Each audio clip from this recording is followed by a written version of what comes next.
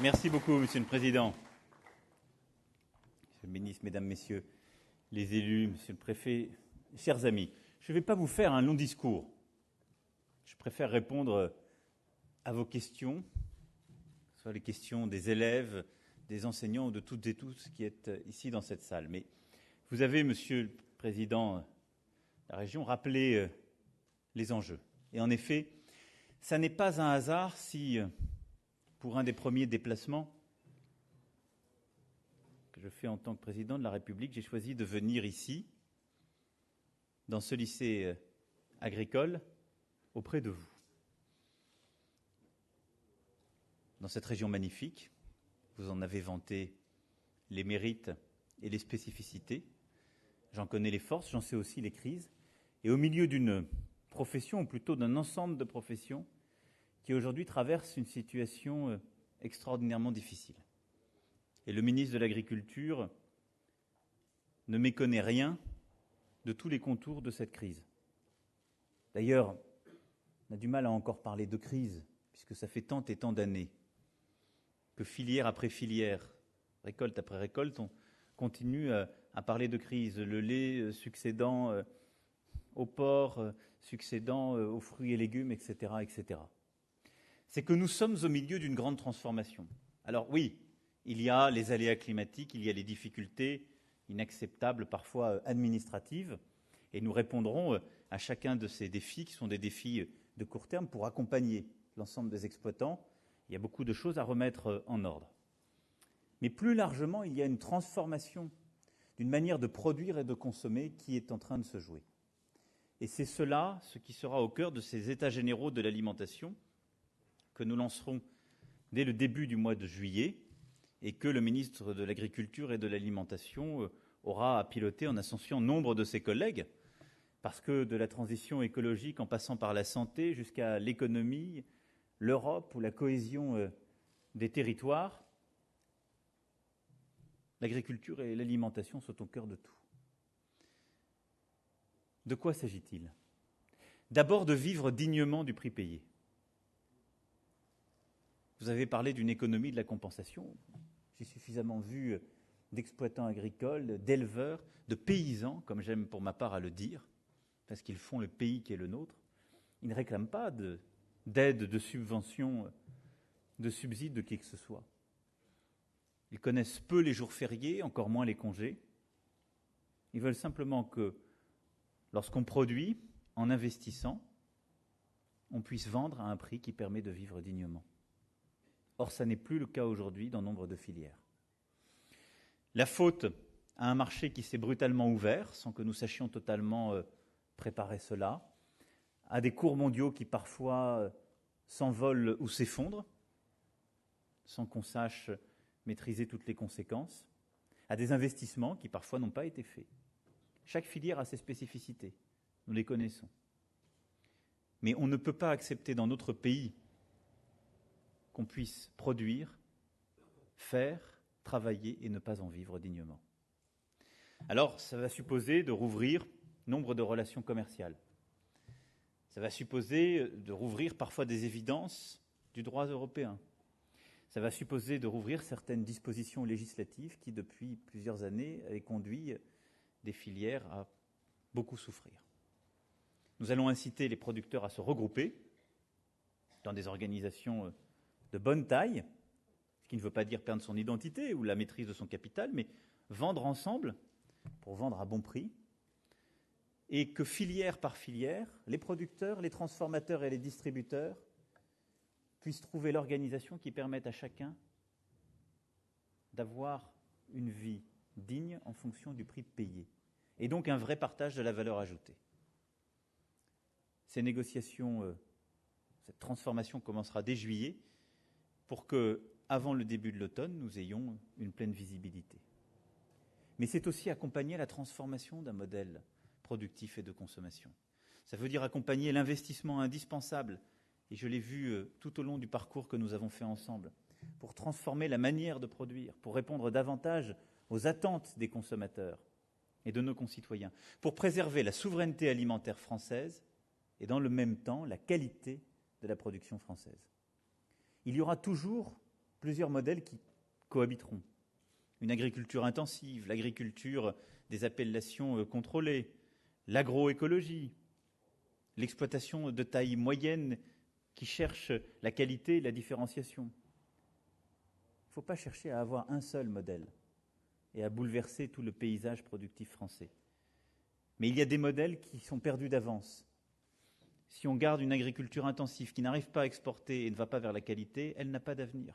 Il faut savoir là aussi le dire et l'expliquer. Et ce serait de la démagogie que de considérer que ces types de production en ont un. Mais je me refuse à enfermer notre modèle productif dans un dogme ou une idéologie. Et donc il va falloir former différemment. Il va falloir transformer certaines filières, accompagner des changements profonds.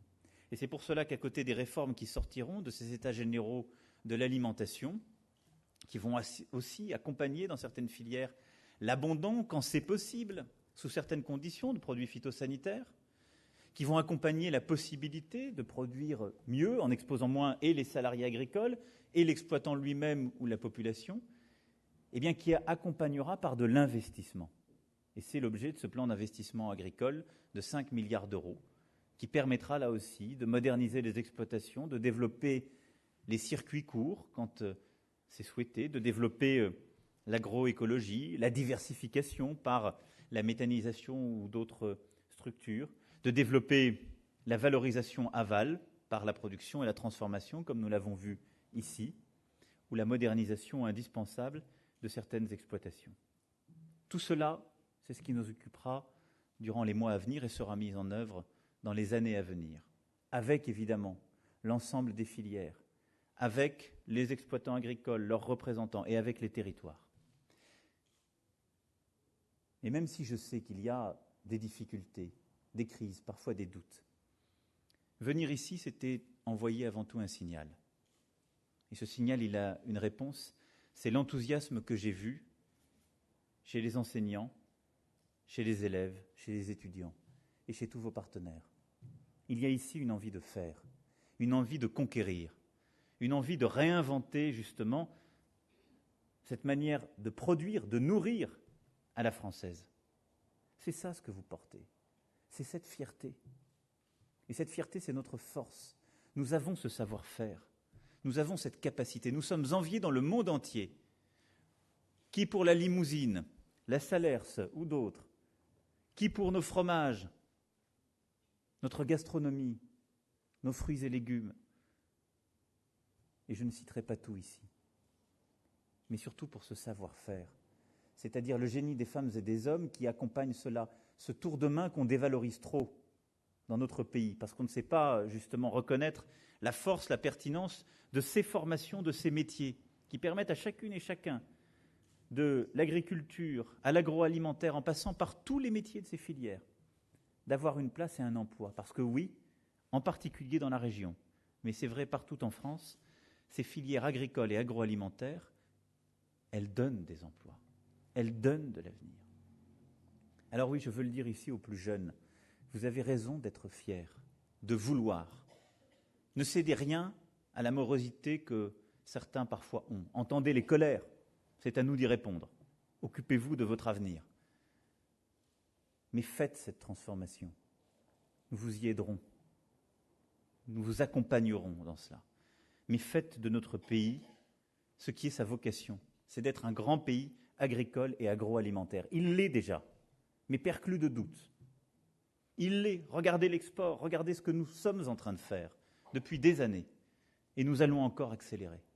Et donc c'est ce message de volontarisme et d'espoir que je voulais, en venant vous voir, aussi vous transmettre. Il supposera la capacité de chacun à être responsable. La responsabilité du monde agricole de continuer à se réformer et parfois revenir sur des évidences. La responsabilité des distributeurs d'accompagner ces transformations et donc d'arrêter la préférence absolue pour le prix le plus bas, pour le court terme. Une transformation, elle ne se fait pas en 2 mois. Quand un agriculteur doit investir, c'est un cycle de 2-3 ans sur lequel il doit avoir de la visibilité au moins. Il faut l'accompagner si nous voulons préserver la production sur nos territoires. Et la responsabilité des consommateurs, bien sûr, qui vivent en France parfois dans une schizophrénie coupable. On voudrait tous produire en France. Mais on ne veut pas en payer le prix parfois. On veut tous que la région se développe. On est les premiers à accuser qui? L'État. C'est une tradition française. Nous sommes aussi parmi les meilleurs sur ce sujet. Mais on l'accuse de quoi? De nos propres turpitudes. Du fait que nous ne sommes parfois pas responsables de ce que nous achetons, de la manière dont nous nous comportons. Et c'est aussi pour ça qu'il faut des objectifs clairs. Je sais que vous le faites dans le département et la région, mais c'est d'acheter localement, d'aider les circuits courts à se développer. Cet objectif de 50% de produits en circuit court, bio ou écologique dans la restauration collective, il est atteignable et il participe de cet esprit de responsabilité. Voilà ce que j'étais cet après-midi venu vous dire, mais surtout j'étais venu vous voir, pour dire que l'État est à vos côtés dans ces moments difficiles que certains vivent et dans ce que traverse la profession, les professions. Et nous y apporterons des réponses réalistes, concrètes, volontaristes. Mais l'État est aux côtés de tous ces jeunes qui veulent devenir, faire, et qui ont une place à prendre, et qui feront la France agricole de demain. Merci pour votre attention, et maintenant je vais répondre à toutes vos questions.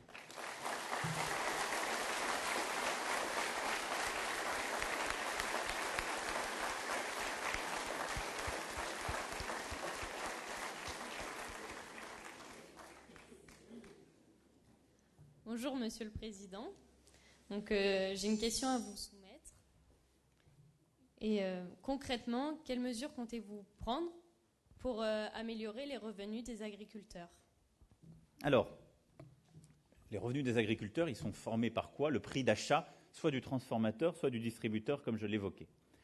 Aujourd'hui, ce qui ne va pas, c'est que certains de ces prix sont tirés vers le bas parce qu'il y a des filières qui fonctionnent mal.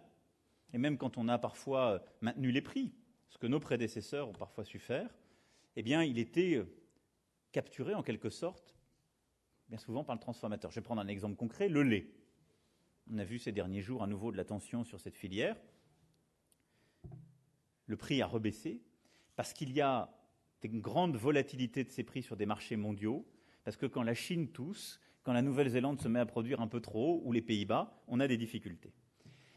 Ce que je veux faire pour répondre très concrètement à cela, et ce que le ministre aura à piloter, c'est un vrai contrat de filière, où lorsqu'on produit, on a de la visibilité, au moins sur une année, parfois sur 2 à 3 ans, d'un prix de référence qui fait qu'on ne peut pas acheter à l'agriculteur sous un certain prix, qui est celui qui lui permet de vivre dignement et d'amortir ses investissements.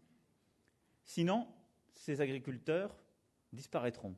Et dans 5 ans, dans 10 ans, parce qu'aujourd'hui on va me dire, d'accord, mais le marché est mondial, vous n'allez pas m'obliger à acheter du lait qui est plus cher que chez le voisin. D'abord, il peut y avoir des justifications, mais surtout, dans 5 ans, dans 10 ans, on se réveillera, il n'y aura plus de lait en France. Et on aura perdu une part de notre souveraineté alimentaire et de notre indépendance. Donc, c'est ces contrats de filière qui vont nous permettre d'améliorer le prix payé. Donc, ce n'est pas une aide, et j'insiste là-dessus, c'est le prix payé à l'agriculteur, à l'exploitant, quand sa filière ne fonctionne pas bien et qu'on lui achète à perte.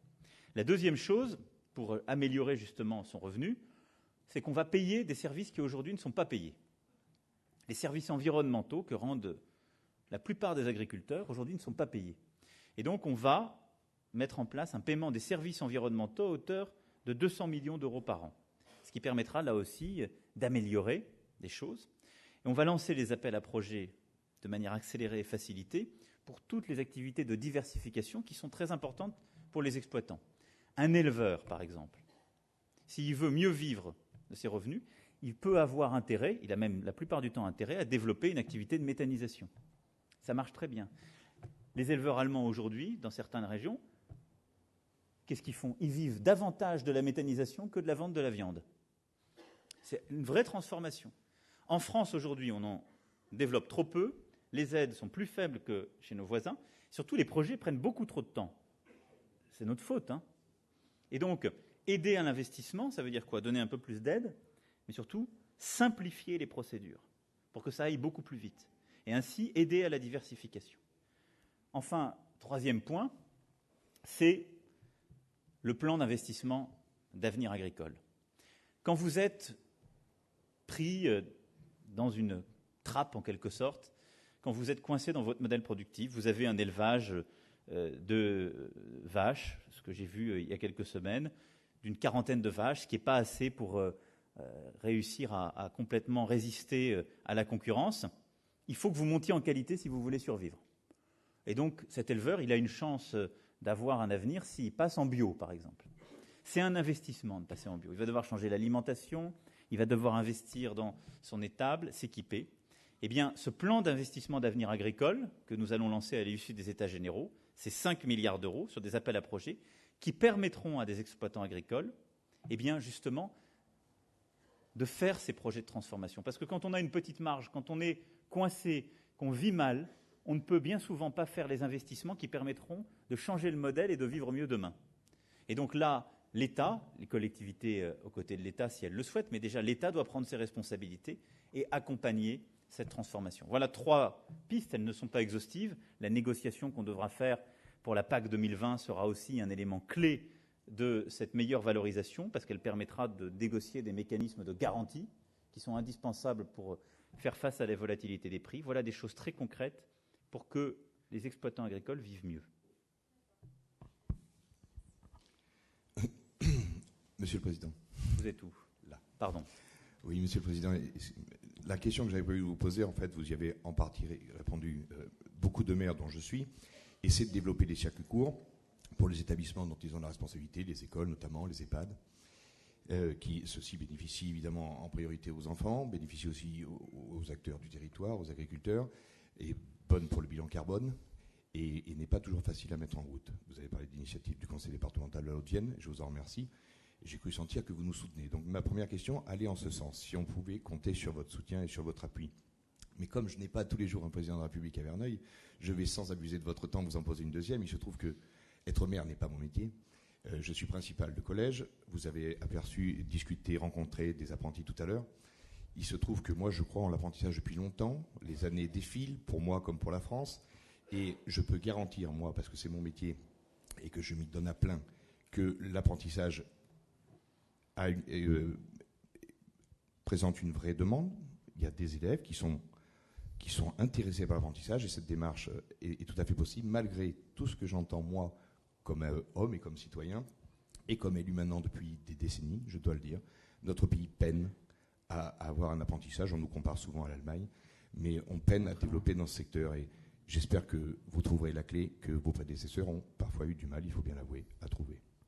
Alors, sur votre première question qui est en effet très importante, moi j'y crois aussi beaucoup, donc j'accompagne toutes les initiatives, c'est de développer les circuits courts. Encore une fois, ce n'est pas le seul modèle. Vous voyez tout à l'heure la pomme du Limousin, il faut qu'il y ait du circuit court, mais il faut aussi qu'il y ait de l'export pour trouver le bon prix. Donc le circuit court n'est pas l'alpha et l'oméga de la réponse. Par contre, c'est très important en appoint, c'est très important pour certaines AOC et pour aider à amorcer, pour certaines exploitations, à trouver le point de stabilité. J'ai fixé, moi, un objectif de 50% en restauration collective, de circuits courts, bio ou écologie. Je pense qu'il est atteignable. Ça veut dire quoi? Ça veut dire aussi accompagner, et ça fera partie du plan qui sortira des États généraux de l'alimentation, les collectivités ou la restauration collective quand elles s'engagent, parce que c'est parfois un peu plus cher. Et donc, il faut des mécanismes d'incitation et des mécanismes d'aide. Il faut que l'État lui-même le fasse, il faut que la commande publique dans ses critères prenne cela en compte. Le Code des marchés publics réformé au printemps 2015 permet l'achat local, ce qui était très compliqué avant parce qu'il n'y avait qu'un critère qui était celui du prix le plus bas. Maintenant, il y a des critères sociaux, il y a des critères justement d'achat local, de valorisation qui permettent d'acheter en circuit court. Il faut le pratiquer, il faut responsabiliser l'ensemble de ces collectivités, publiques et privées, et l'encourager. Donc il y aura des mesures d'incitation qui seront prises et annoncées d'ici la fin de l'année à l'issue des États généraux, et des dispositions très concrètes qui seront prises au-delà des initiatives déjà déployées qui, je pense, accompagnent la transformation que nous évoquions. Pour ce qui est de l'apprentissage, je me suis bien gardé de fixer des objectifs pendant la campagne, parce que depuis 20 ans, aucun des objectifs fixés dans les campagnes présidentielles n'a été tenu. La réponse, elle est multiple. D'abord, on change tout le temps les règles. Donc quand on change les règles, ça n'incite pas les gens, les acteurs économiques, à les suivre. Parce que quelqu'un qui prend un apprenti, que ce soit un paysan, un artisan, un industriel, il a autre chose à faire que d'être sûr qu'il est sur les dernières règles du jour.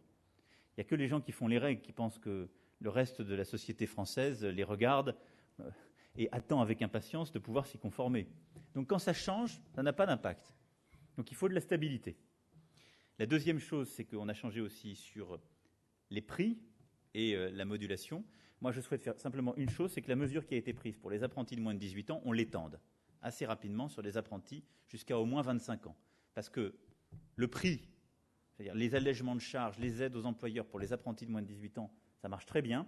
Simplement, vous le savez dans vos filières, mais comme dans beaucoup d'autres, il y a beaucoup d'apprentis qui ont plus de 18 ans. Parce qu'il y a aussi des gens qui choisissent l'apprentissage après un échec dans la filière académique, parce qu'on ne s'arrête pas tout net à 18 ans d'être apprenti. Donc il faut là simplifier les choses, les aides, les mécanismes et mettre de la stabilité. Et puis c'est un problème de valorisation de ces filières. Pourquoi l'apprentissage marche en Allemagne ? Pas des lois et des décrets forcément. C'est qu'il n'y a pas un patron d'entreprise en Allemagne qui n'est pas passé par l'apprentissage. Quand votre patron est passé par l'apprentissage, vous dites que l'apprentissage, c'est bien. En France, ils ne sont pas passés par l'apprentissage, ou très peu. Donc il faut changer ça dans la tête des gens. C'est pour ça que nous en parlions avec le président de l'université. C'est une bonne chose qu'il y ait des filières universitaires qui valorisent l'apprentissage. Il faut, dans les filières académiques, dès le lycée, valoriser l'alternance et l'apprentissage, parce qu'il faut que dans tous les métiers, on développe cela. On a cantonné l'apprentissage à des types de formations qui, dans l'imaginaire collectif, étaient moins valorisés. Allez demander à des parents d'élèves s'ils veulent que leurs enfants fassent de l'apprentissage. Il y en a très peu. Ils vous diront non, je préfère qu'ils fassent un bac X ou Y et qu'il aille ensuite dans cette filière universitaire qui donne beaucoup moins de débouchés professionnels que la plupart des filières en apprentissage, des BTS ou de ce que j'ai vu ici en lycée agricole ou BTS agricole. Donc il faut changer les mentalités et donc simplifier les règles, améliorer les aides pour les employeurs, simplifier et donc permettre que en apprentissage comme dans d'autres, les filières professionnelles, comme on l'a dans le monde agricole, soient en effet au pilotage des règles aux côtés des autres, parce qu'il faut que les règles soient adaptées pour l'employeur et qu'ils n'aient pas des élèves en apprentissage dont les rythmes, dont les contraintes ne correspondent pas à la réalité de leur métier. Et enfin, il faut valoriser l'apprentissage en le développant dans les filières universitaires et pour tous les niveaux. J'en prends une autre.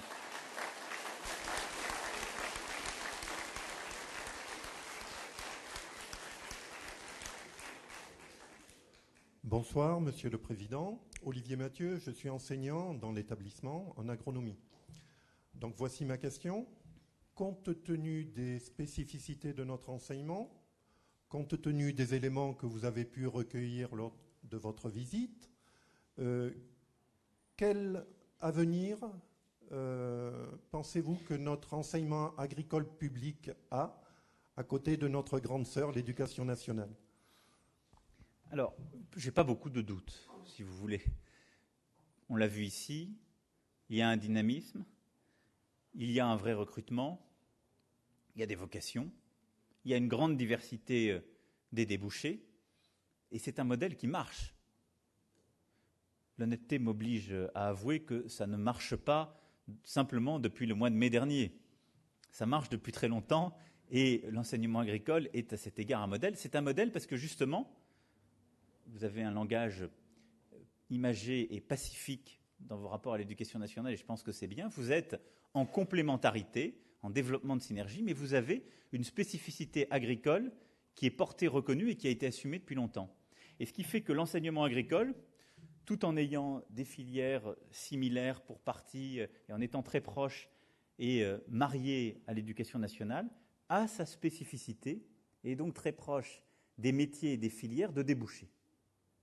Et donc je pense que c'est une voie d'avenir pour tous les métiers dont c'est la finalité et toutes les filières dont c'est la finalité. Et je pense que c'est un beau modèle pour les lycées technologiques et les filières professionnelles et technologiques, si vous voulez le fond de ma pensée. Parce que ça responsabilise le monde professionnel, on le voit dans la gouvernance des lycées agricoles, puisque le monde professionnel, en l'espèce le monde agricole, est dans la gouvernance, parce que le monde agricole est là, autour de la table, et donc la capacité à trouver un stage et un débouché en est facilitée. Là où quand on se cantonne, quand on reste en quelque sorte stricto sensu dans le monde de l'éducation nationale, qui est extrêmement important et qui a toutes les vertus qu'on lui connaît, mais quand on est parfois à proximité des règles du monde professionnel. Et donc je pense que ce mariage des deux est une très bonne chose. Donc je pense que l'enseignement agricole a un grand avenir. D'ailleurs, il n'est pas du tout en crise aujourd'hui. Et il a su trouver son modèle spécifique année après année, mais est même un modèle pour l'enseignement professionnel et technologique tel que nous voulons le développer.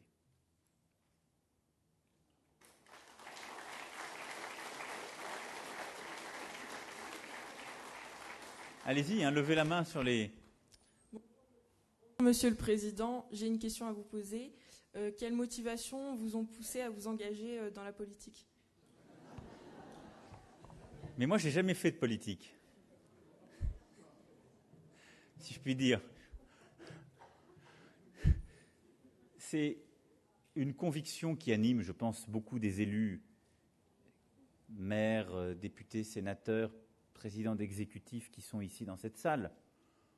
C'est l'envie de faire, de transformer les choses, et c'est une indignation, une impatience devant la chose publique. C'est pour ça que j'ai souvent dit que la politique n'était pas une profession réglementée, au sens où c'est pas fermé. Faut jamais dire ça, c'est les politiques. Les politiques, c'est vous. Nous sommes dans une démocratie. Il n'y a rien de plus ouvert. Allez aux élections.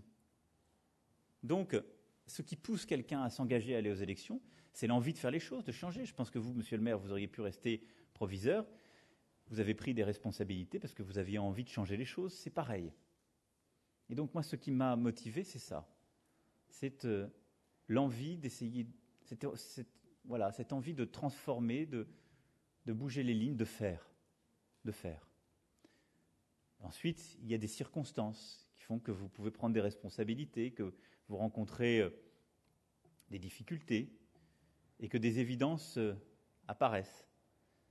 Et ce que nous avons fait durant, je crois, ces derniers mois, c'est-à-dire une volonté aussi de dépasser des clivages, une histoire politique française pour réinventer une nouvelle étape et par l'action politique essayer d'aller au-delà de certains blocages français.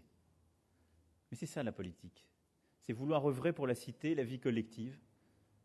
Et donc je le dis pour chacune et chacun d'entre vous, j'espère que vous serez des acteurs politiques, qui par le monde syndical professionnel, qui par le mandat d'élu, local ou national. Parce que je crois profondément que la vie politique a en plus besoin de ce renouvellement permanent. Non pas que le renouvellement soit bon en soi, mais il faut porter toujours un regard nouveau. Il faut qu'ensuite, ceux qui ont un engagement politique reviennent vers la société civile en apportant ce qu'ils ont eux-mêmes appris pour changer les choses et transformer. Voilà comment tout cela arrive. Et après, il y a les hasards de la vie.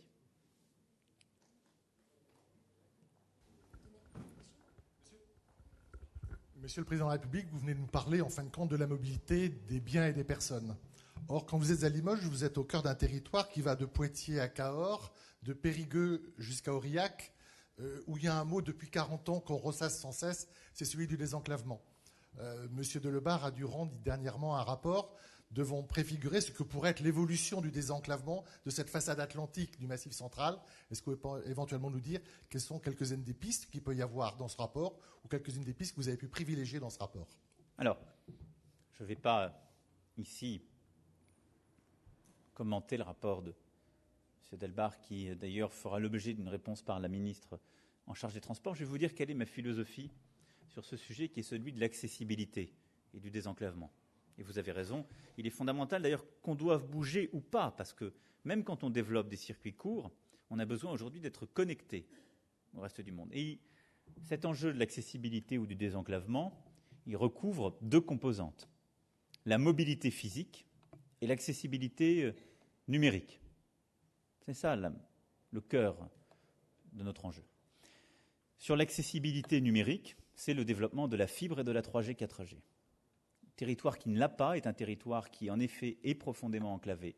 C'est un territoire qui s'isole, c'est un territoire où il est difficile d'attirer des gens parce qu'ils se disent je ne peux pas développer une vie normale.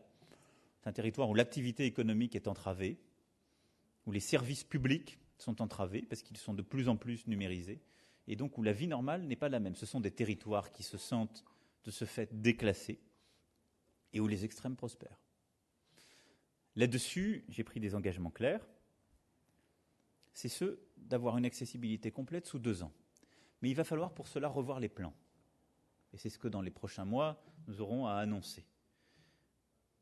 La fibre, on ne la mettra pas partout jusqu'au dernier kilomètre dans le dernier hameau. En tant que ministre naguère, j'ai porté ce plan. On peut aller au maximum, mais le coût marginal du kilomètre ou du mètre final, il est tel qu'il faudra des années, parfois des décennies pour aller dans chaque hameau, et il est tel que vous aurez toujours le même problème de commercialisation avec certains opérateurs. Il ne faut pas mentir aux gens. Par contre, avoir une solution mixte, où on marie la fibre, les innovations technologiques qui permettent d'avoir la 4G à bon niveau partout, ça on sait le faire. Ce qui permet d'avoir la Wi-Fi à la maison, la 4G en mobile, et donc avoir une vie normale. Et c'est ça la solution.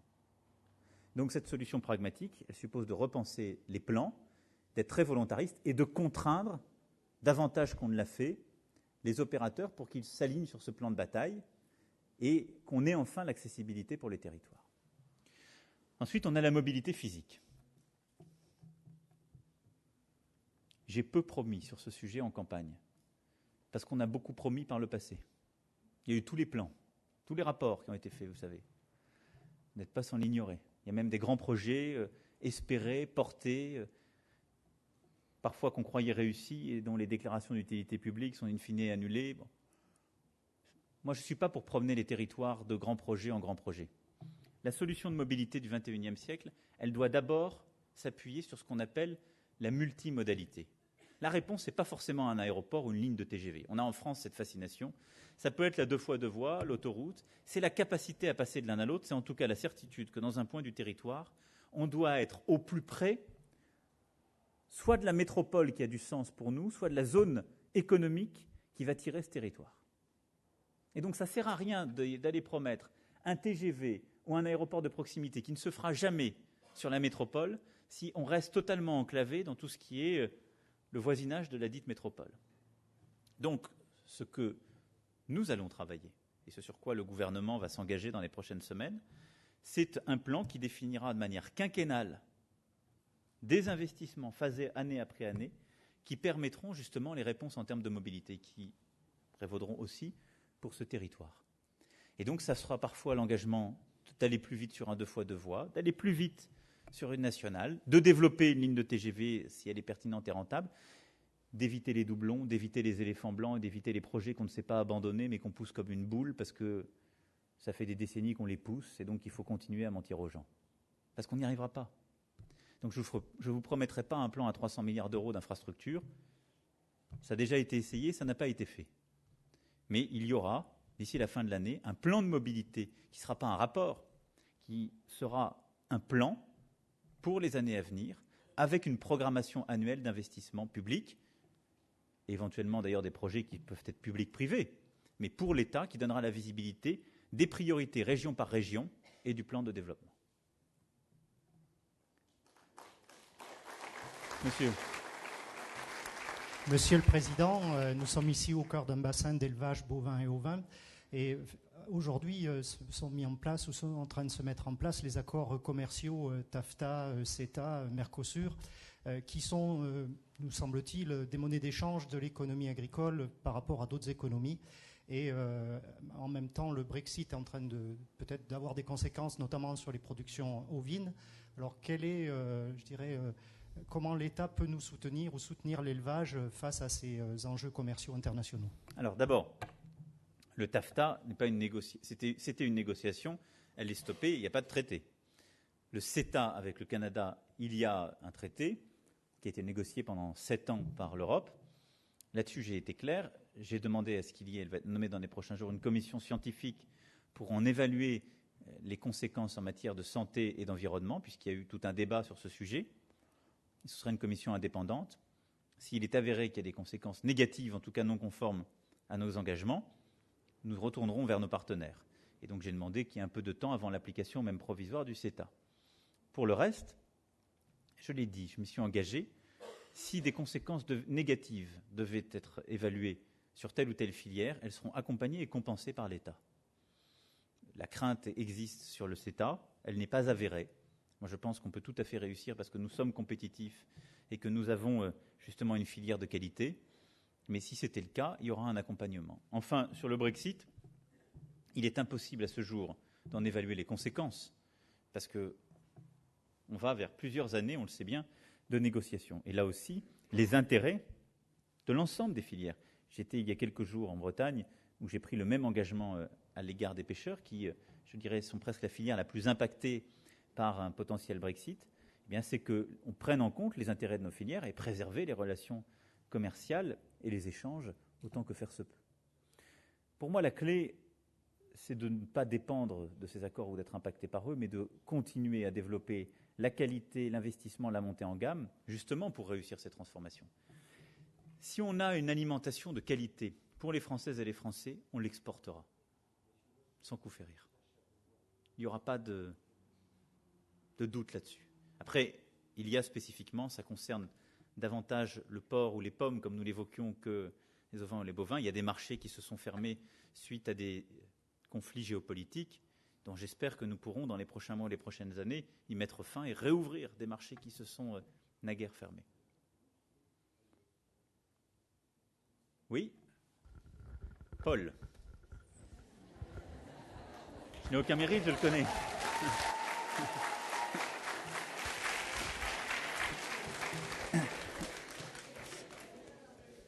Donc rebonjour, et au cœur du lycée, comment vous voyez la vie avec les jeunes d'aujourd'hui, comment vous la ressentez? Parce que honnêtement, sur les réseaux sociaux, sur tout ça, vous êtes repris donc avec toutes vos répliques, vous connaissez bien la plus connue, la poudre de perlimpinpin, donc c'est quand même quelque chose qui est incroyable pour un président de la République qui fait connaître le président, enfin plus connaître et plus aimer, je ne sais pas si je m'exprime bien, je suis désolé, mais le président de la République vis-à-vis des jeunes. Donc comment vous le ressentez? C'est plutôt à vous de me dire. Parce que, quels que soient mes efforts, il y a bien longtemps que je ne suis plus au lycée.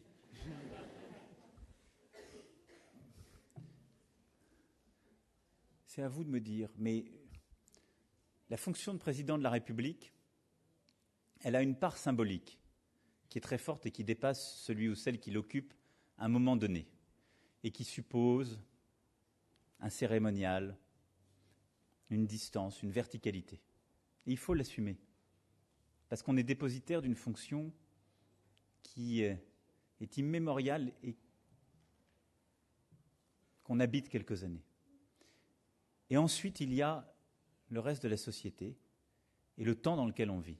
Et donc, il faut en effet être dans son temps et au maximum essayer de garder une forme de simplicité qui n'a rien d'incompatible avec ce que je viens d'évoquer. Et donc c'est le hasard, en effet, vous le dites, des répliques, des circonstances de la vie, de ce qu'on peut dire, faire à un moment donné, qui bien souvent d'ailleurs, en faisant rire à ses dépens, fait qu'on peut devenir sympathique ou faire partie du quotidien, et donc tant mieux. Si ça peut ouvrir, là encore, des vocations politiques chez certains, si ça peut ouvrir une volonté de faire, de voir de manière respectueuse mais pas distante l'institution, j'en suis heureux. Et je ne veux pas que le président de la République il soit distant, je veux que ce soit une fonction respectée. C'est différent. Et donc après, on peut s'en amuser, on peut plaisanter, on peut faire partie du quotidien, tant mieux. Tant mieux. Pour le reste, c'est à vous de me répondre beaucoup plus qu'à moi.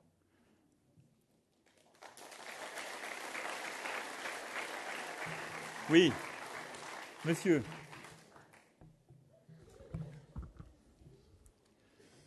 Oui, bonjour. Vous avez parlé 2 fois des 50% de produits en circuit court, bio ou écologique dans la restauration collective. Alors pour moi, c'est 3 mots qui ne sont pas du tout au même niveau. Non. Donc j'ai besoin un peu d'éclaircissement parce que les élèves qui sont en restauration collective, enfin qui sont dans la restauration hors domicile sont des clients captifs.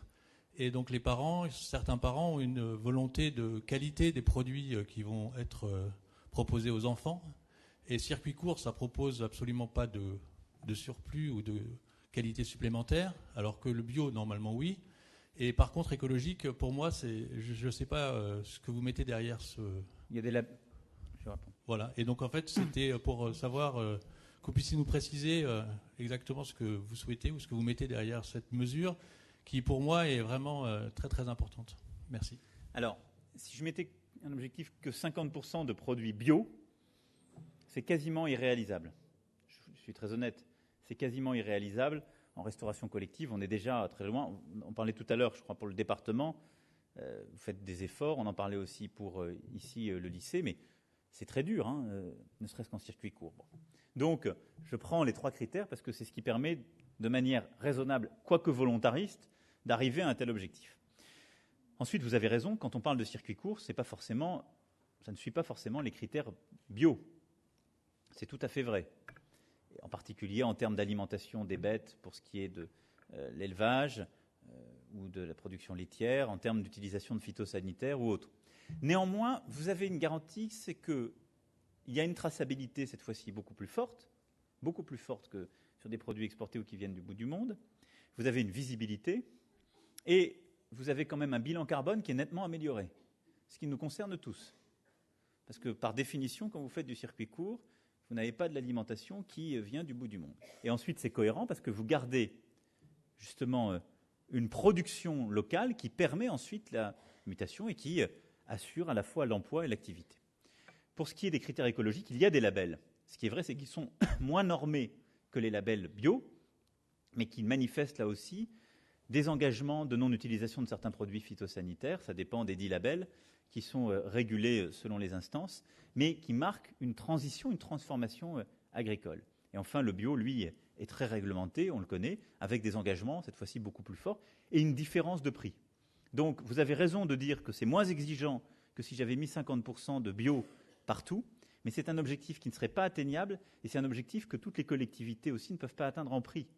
Parce que compte tenu de ce que je disais tout à l'heure, si on veut accompagner un exploitant qui passe en bio, il faut payer le prix. Or, il ne produit pas en bio au même prix que certaines productions. Parce que soit il ne va pas produire les mêmes quantités, soit ça nécessite un investissement dans l'alimentation du bétail, dans la transformation de l'exploitation qui le justifie. Voilà. Donc, je pense que c'est quand même mieux que de ne rien avoir. Je pense que le circuit court, quand on a les préoccupations légitimes que vous évoquez, apporte des garanties et une amélioration, mais que c'est un objectif réaliste qui permet d'améliorer nettement la situation et l'alimentation. Ensuite, on va continuer à travailler justement sur la traçabilité et l'amélioration de la qualité de l'alimentation qui passe par le bio, mais qui doit aussi permettre à l'agriculture plus traditionnelle, à l'agriculture productive qui n'est pas forcément bio, d'apporter des garanties de qualité de l'alimentation au consommateur final. Tout le monde le demande.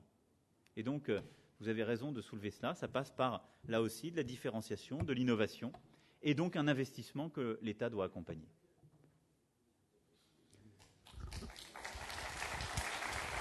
Je prends une dernière question, s'il y en a une. Est-ce qu'il y a une dernière question? Alors, allez-y, tout au bout, là.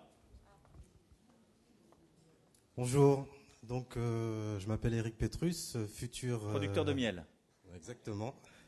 Voilà, ma question sera liée à l'apiculture. Je voulais savoir quelles seraient les mesures que vous allez prendre avec votre gouvernement pour limiter l'usage des pesticides qui sont nuisibles aux abeilles, à nos petites sentinelles, et au financement pour nous aider à lutter contre certains parasites et maladies liées comme le varroa ou la noséma, etc. Alors, d'abord, il y a des mesures qui ont été prises précédemment, elles seront maintenues. Et c'est un débat que le ministre aura à conduire dans les états généraux de l'alimentation. Donc il ne s'agit pas de revenir sur les garanties qui ont été apportées, même si on sait les difficultés qu'elles peuvent créer. Il faut accompagner celles et ceux qui en subissent, si je puis dire, les dommages collatéraux. Ensuite, là-dessus, il faut accompagner la filière. On sait que c'est une filière qui, dans certaines régions, a beaucoup souffert, en particulier dans les zones les plus rurales, à cause de l'emploi de certains produits. Et ça participe de la transition que j'évoquais tout à l'heure.